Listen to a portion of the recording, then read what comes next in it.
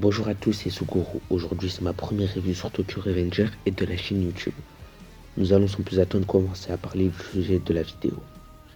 L'épisode commence avec un combat entre Takemichi et Kisaki.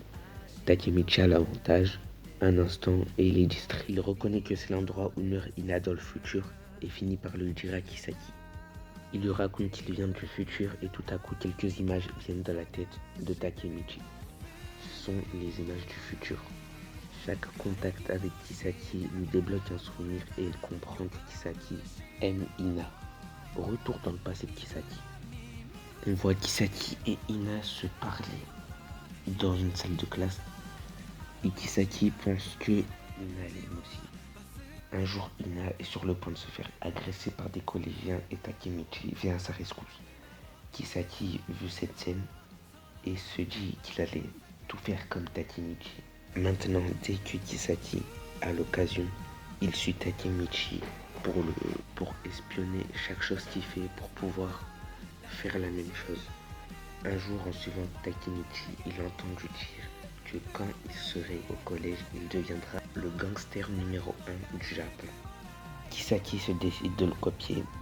Il fait des recherches. Il finit par tomber sur Obanai et là, son plan commence. Il commence avec Obanai, puis il montera jusqu'au chef du gang, Mikey.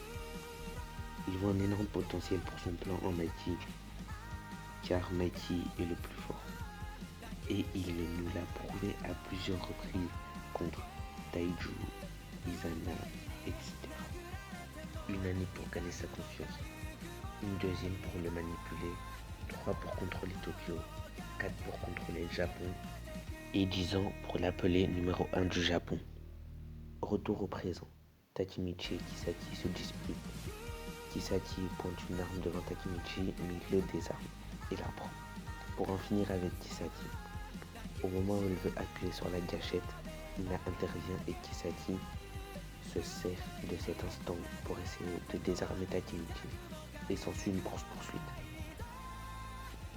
Takemichi dit à Kisaki « Je ne te laisserai pas retourner dans le futur ».